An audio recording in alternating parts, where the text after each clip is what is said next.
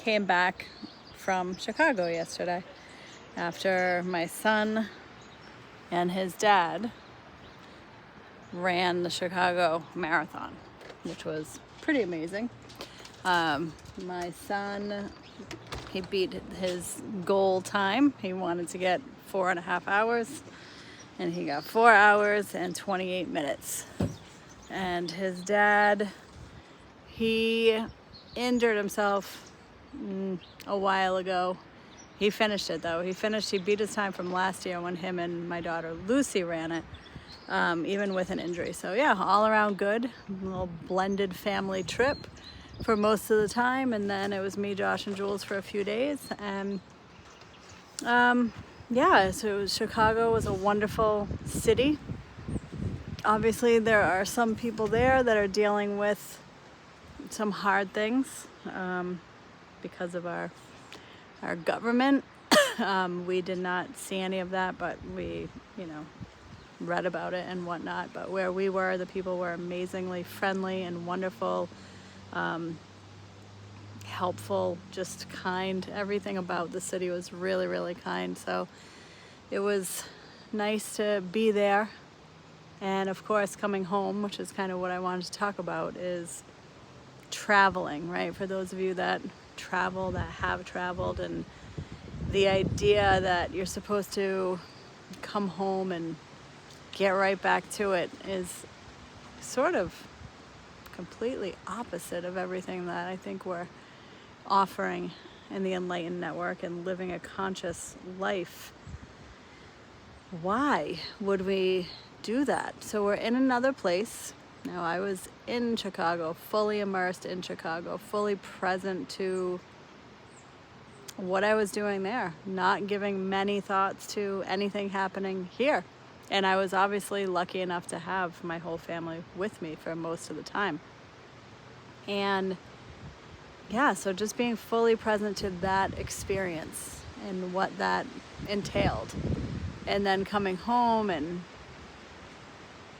having this sort of underlying sense, even based on, people asking me how the trip was, and you got to get back and got to do laundry and grocery shop and da-da-da-da-da. And I'm like, do I have to do all that stuff? Or can I just allow myself to reacclimate to being back here, right? And bringing my awareness back to where I am. And nothing is urgent. Luckily, nothing is urgent. So I'm doing that. I'm tapping in, dipping into the non-urgency. I taught a class this morning, and that was nice, and it was very slow and mindful and meditative, and it was just nice to be in the space. I didn't feel any obligation to deliver anything. It just was. We were just there together. And instead of rushing to laundry, me and Josh decided to go for a walk. We went for a walk. We helped a neighbor. And now I'm back here. And, I'm letting the wheels turn as far as work and life and even grocery shopping and all that stuff, because it's not going anywhere. And presence, being with my body, with my breath. What does my body need? My body and my mind require calm today. Calm, ease, reconnecting with the natural world here, with all the beautiful trees and the leaves that are falling, and the birds, and my pets, my dog, my cat. And just a gentle ease back in. I don't even have a big desire to communicate with many people, text messages and responding. And so I'm going to allow that to come back naturally and to respond when I feel like it's a genuine response. That's something that's been really important for me in general to practice in responding to text messages and phone calls and emails, is responding when I know I can, when I have the bandwidth and when I can respond authentically. I mean, some things are quick response, that's fine, but anything that has any kind of, that deserves thought, I wait. So I'm not ignoring the person, but instead I'm giving my presence to what that response calls for. So that as well, because I did miss people, you know, I did miss friends and certain things about work. But yet again, the desire to just dive back into all these responses and that constant communication, when it's not authentic, when I need to take care of myself first, I'm going to honor taking care of myself. So that is where I'm at. That is my offering to you, even if you haven't traveled, is how can you allow your body and soul to unite. That's how I picture it. That's like a Native American thing that struck me from a very long time ago. I think as a child I came across that when you travel or when you are busy and you're doing a lot, and what is the time that you need to take to let your soul and your body unite, to come back together, to feel whole again.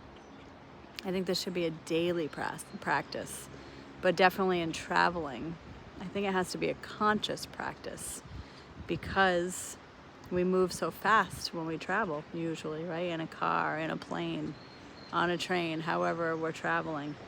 And to be able to pause and let everything catch back up and take a deep breath and feel whole, that's a really important thing to reconnect with the heart, right? To have some time, quiet time. I haven't had time to my actual alone self since last Thursday. So a whole entire week of constantly being with people that I love, but people nonetheless. And so it feels really good today to have that quiet, to remember the things that, well, just to remember myself. Yeah, just to remember myself. So the offering is, how are you uniting your mind, your body, your soul, traveling or not, just in general?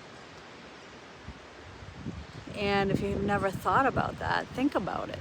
Think about slowing down. Nature doesn't rush, right? The natural world, and we're part of it. We have separated ourselves, but we are part of the natural world. It doesn't rush. There's an ebb and a flow, a constant ebb and a flow. So how can we connect to that ebb and flow? Your body will thank you, your digestion will thank you, your immune system will thank you, your mood will thank you, your creativity will thank you. So pause. Nothing is going to happen if you take time to reconnect, or you just slow your whole life down. Just slow it all down. Because where are you going? What are you getting to? Why are we rushing? Why are we rushing, right? Presence. The only moment that we have is right now. The only moment that we have is right now.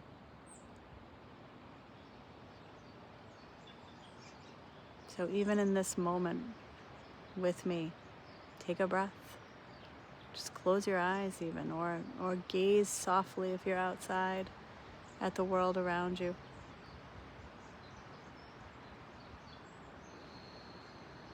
Let go of trying to control, trying to manipulate, and just be. Connecting back with your intuition. Calling back the parts of yourself, all the parts of your soul. It's another Native American practice, right? To do something that is ceremonial, no matter how brief or long it may be, where you call back the pieces of your soul that maybe paused somewhere else, right? So you breathe. You can meditate with your eyes open. You can soften to the present moment. And then I promise you, everything will still get done and you'll feel better. And maybe you'll realize you don't have to do some of those things. What are the things that you're doing that you think you need to do, but really it's just been impressed upon you as a thing that, oh, my family always did this. It always went this way. Or are you doing those things because you don't calm your nervous system?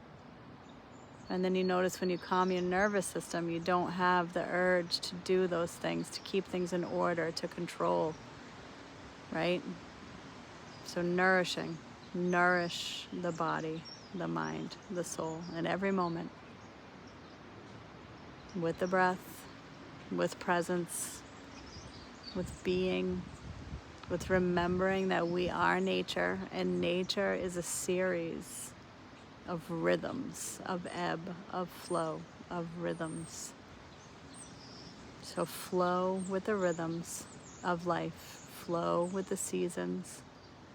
Keep yourself warm, right? In the fall, if it's chilly where you are, walk, move your body, but move in harmony with the world around you. Work with your presence, right? With your heart. Pause when you need to. Send love to your organs, your digestive system, your liver, your brain, your lymphatic system. Touch a tree, touch the leaves.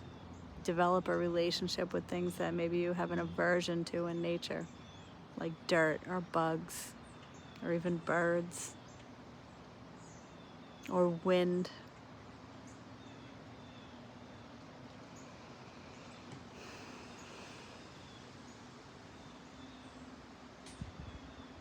All right. Thank you for spending this time with me. And if you have a chance, I encourage you to practice along with the yoga video from today. What will I call it? Flow with the rhythms. Yeah, that's what I'll call it. Flow with the rhythms. So if you have a chance, then go for it. And I look forward to hearing from you. And I hope that you take some time to just breathe and be present and not try to figure everything out.